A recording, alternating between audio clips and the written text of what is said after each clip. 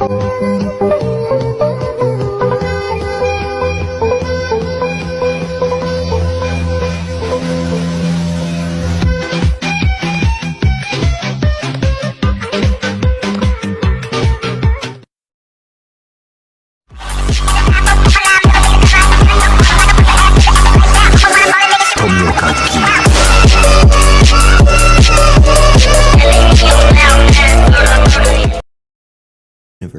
At an early age, his sister, Tsutako Tomioka, passed away. She sacrificed herself to a demon to spare Giyuu the day before her wedding. It's an incident that greatly impacts him in the future. Obviously, Giyuu goes on to tell people about this, however, he's seen as crazy. Demons aren't exactly commonplace after all, in fact most people don't even believe in them. Because of this, Giyuu is sent to live with a doctor relative, but he escapes en route. Through shenanigans we don't see, Giyuu is left to fend for himself at least until Sakonji Urokodaki rescues him and takes the young Giyuu under his wing. Urokodaki is a former Hashira, and so for some time, Giyuu ends up training with him. Clearly Giyuu wanted to avenge his sister's death. Again, this plays into the kanji for his name, heroism. Anyway, we don't really get much of a reference for time. Giyuu's age isn't particularly mentioned until he meets Sabito at age 13. Like his sister Tsutako, Sabito is another important piece to Giyuu's character. Similar to Giyuu, Sabito is a young ward under Urokodaki's training. Due to their similar past and ages, Sabito and Giyuu grow into friends. Giyuu remarks that Sabito was kind and just, traits he obviously admired. By this time, we see Giyuu is wearing a haori,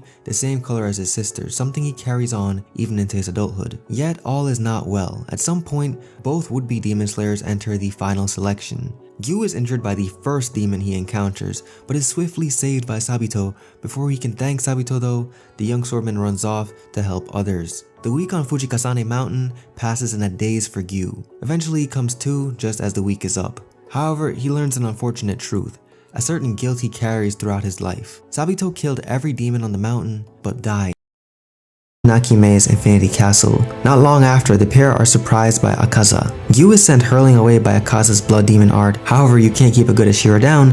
Giyuu returns angry and ready for a fight, as he now manifests the Demon Slayer mark. Though this isn't enough to stop Akaza, the demon breaks his sword with a punch, but before he can kill Giyuu, Tanjiro saves him by slicing off Akaza's hand. Giyuu still tries to take on the Upper Moon, but is defeated by Akaza breaking through his 11th form, Dead Calm. However, all is not lost as Tanjiro is able to behead Akaza. Akaza's now beheaded body begins to attack Tanjiro. While injured, Giyuu is able to defend Tanjiro, vowing that he will protect him with his very life. After another fight between Tanjiro and Akaza, the demon is finally defeated. From this fight, both Giyuu and Tanjiro suffered injuries severe enough for both demon slayers to pass out. Giyuu regains consciousness first and builds a fire to casterize his wounds. Once Tanjiro awakens, Giyuu tells him that their fight isn't over